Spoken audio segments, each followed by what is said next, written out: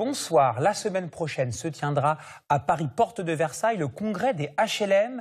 Un des grands enjeux ici en Ile-de-France, c'est l'état des ascenseurs de nos immeubles. Que se passe-t-il pour les habitants quand ces ascenseurs sont en panne? Quelles solutions? On en parle avec mon invité. Bonsoir, Fouad Benhamed. Bonsoir. Vous êtes cofondateur du collectif Plus sans ascenseur. Vous serez dès mardi au congrès HLM. Quel message allez-vous porter? Alors déjà, ça fait plusieurs années qu'on participe au congrès HLM en tant qu'acteur un peu expert sur la question des ascenseurs. On a été donc la première association à créer un mouvement qui vise à lutter contre les pannes récurrentes. L'objectif pour nous, en fait, aujourd'hui, c'est de mettre tout le monde autour de la table et de pouvoir discuter des solutions. Parce que effectivement, aujourd'hui, on a une réalité, c'est qu'on a un parc vieillissant et la question, c'est comment on peut tous ensemble arriver à des solutions concrètes. Vous parlez de parc vieillissant. Justement, cette question, pourquoi les ascenseurs tombent-ils en panne? Regardez justement ces chiffres. C'est édifiant. En Ile-de-France, la moitié des ascenseurs a plus de 25 ans et 25% des ascenseurs sont en service depuis plus de 40 ans. Est-ce que ce vieillissement du parc des ascenseurs est la principale raison de ces pannes à répétition? Alors c'est plus de 40% de la raison des pannes. Effectivement, quand vous avez un ascenseur qui a plus de 40 ans et que vous cherchez à vous fournir en pièces détachées, vous les trouvez pas ou alors vous les usinez. Les usiner, ça veut dire en fait les fabriquer et très souvent les copropriétés où les bailleurs n'ont pas les moyens immédiatement de pouvoir remplacer l'ascenseur quand il y a une pièce défectueuse. Alors vous parlez justement, c'est intéressant, des bailleurs sociaux et également des copropriétaires. En quoi c'est parfois plus compliqué pour des copropriétaires, petits propriétaires modeste parfois, de pouvoir régler le problème des ascenseurs par rapport au HLM? Je vais essayer de faire simple. Un bailleur, il a le devoir d'assurer un logement paisible à son locataire. Dès lors, le locataire se plaint, l'ascenseur doit être réparé rapidement. Il y a des amicales de locataires, etc., qui défendent les droits des locataires. Dans les copropriétés, c'est complètement différent. Dans les copropriétés, vous avez chacun pour soi, le vote lors du budget, par exemple, de la copropriété. Et quand on va mettre la réparation de l'ascenseur à l'ordre du jour ou le remplacement de l'ascenseur, le petit monsieur qui est sportif et qui habite au 3e étage, il va dire, moi, les personnes qui habitent au 5e et qui sont en situation de handicap, c'est pas mon problème. Alors, quels sont les délais entre la panne d'ascenseur et sa réparation? Alors, on n'a pas de règle. On sait très bien que plus l'ascenseur est vieux, plus il est difficile de le réparer. Et puis, on a aussi une question de vandalisme. Alors, nous, ça a été un gros débat avec les ascensoristes et les bailleurs, la question du vandalisme. Mais dans 80% des cas, c'est du vandalisme involontaire. On va essayer de rouvrir la porte. Les appareils sont de plus en plus fragiles, donc ils se mettent à l'arrêt très rapidement par rapport aux normes de sécurité. Et on se retrouve avec des réparations qui sont très longues. Quelles sont les conséquences pour les habitants qui n'ont plus d'ascenseur?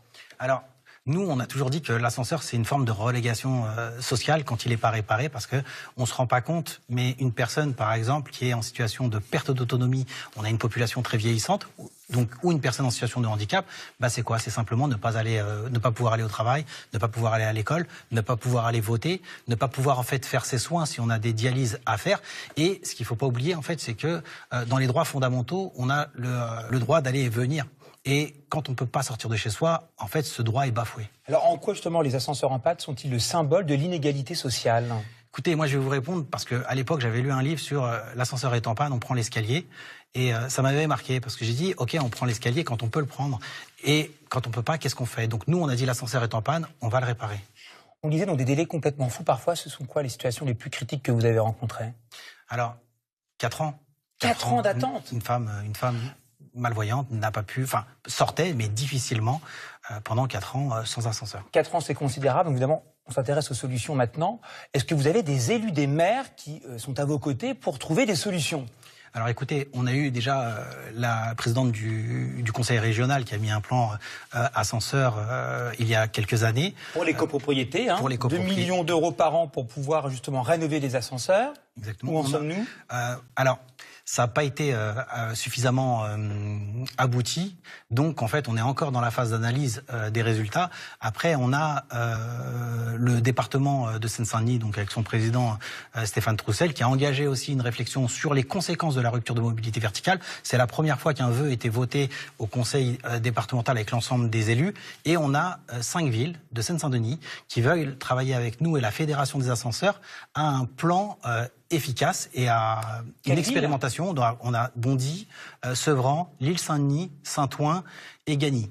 En quoi le maire a-t-il une responsabilité parfois pour faire réparer l'ascenseur? Je ne sais pas, c'est une question. Alors, on le sait pas, mais le maire, il a le devoir d'assurer la sécurité de ses administrés à partir du moment où l'ascenseur est en indisponibilité et qu'il y a un problème de sécurité. Le maire peut faire valoir ce droit-là en mettant en demeure le propriétaire ou le bailleur et en lui intimant de faire les travaux, sans quoi il peut faire les travaux et on lui envoyer la facture. Alors également, Fouad Benhammed, vous êtes président de l'association Solutions d'assistance à mobilité verticale. Les citoyens donc s'engagent. Regardez ces images chez vous. On va voir ce que vous avez mis en place. C'est quoi le concept?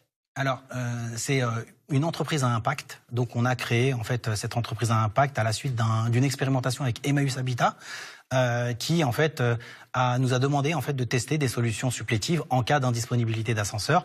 On a des assistants formés, donc des assistants à mobilité verticale. Et aujourd'hui, en fait, lorsque un ascenseur est à l'arrêt, les bailleurs en fait peuvent nous mandater pour pouvoir intervenir. On est un peu les taxis des escaliers ou les ambulanciers des escaliers. Et aujourd'hui, ça fonctionne très bien. On doit faire à peu près 5 à 7 000 interventions par an. Le contexte politique, on le connaît. Il n'y a pas de ministre de logement de plein exercice depuis décembre 2024. Votre réaction par rapport à cela? Alors, on a la ministre Valérie Létard, qui est quelqu'un de démissionnaire actuellement, qui est quelqu'un de très engagé. Elle passe nous rencontrer généralement au salon HLM. Merci beaucoup Fouad Benhammed, donc cofondateur du collectif Plus sans ascenseur. L'information continue avec votre journal.